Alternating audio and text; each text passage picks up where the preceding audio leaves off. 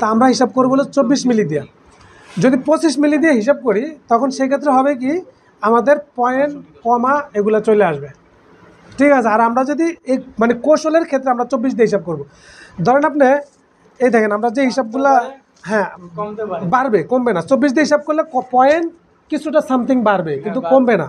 হ্যাঁ, এটা আমাদের মাথায় রাখতে হবে। আমাদের আমরা যে কৌশলে আমরা দেখাবো এই কৌশলে কিন্তু আপনার পয়েন্ট সামথিং বাড়বে কিন্তু কমবে না, কিন্তু আপনার একদম কাছাকাছি কইতে পারবেন। কোনো ইঞ্চি থেকে যদি আপনি যে হিসাবগুলো বলেন মানে নর্মালি 180 কিন্তু 3.5 মিলি হয়। এই যে আচ্ছা আমি আরেকটা জিনিস হিসাব করি, যে 5.8 15 মিলি যে আমরা যে বলি গার্মেন্টসের ভাষায় 15 মিলি কিন্তু কিন্তু এটা কি সঠিক? এটাও কিন্তু সঠিক না, এটাও কিন্তু রং। এখানে কিন্তু পয়েন্ট 15 পয়েন্ট কত কত যেন সামথিং আছে, কিন্তু সেটা আমরা কিন্তু ধরি না। পয়েন্টের বাদে যেগুলো আছে সেগুলো আমরা ধরি না, ঠিক আছে।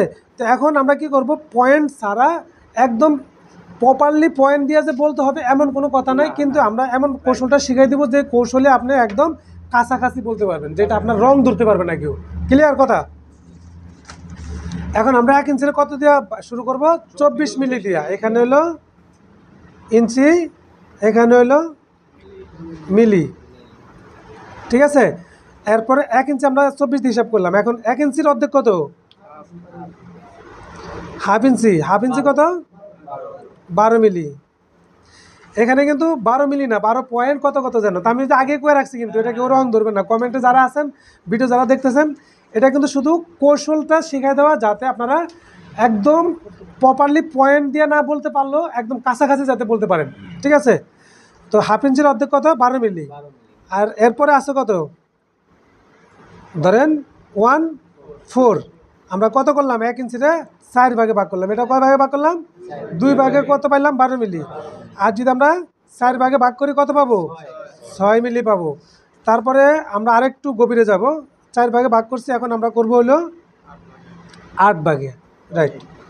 1/8। 1/8-এর মান কত হবে? 3। 1/8-এর এটা আপনি মিলিও ধরতে পারেন, মানও ধরতে পারেন, ঠিক আছে, মানে অঙ্ক শেখার জন্য। 1/8-এর মান আমরা ধরলাম 3। এখন আছে কত? আর 16 ভাগে করবো নাকি? 1/16। 1/16-এর মান হবে কত? 1.5। জাস্ট 1 2 3 4, এই 4টে সংখ্যা যদি আপনি মুখস্থ করতে পারেন, মাথায় রাখতে পারেন, বাকি সব হিসাব সহজ।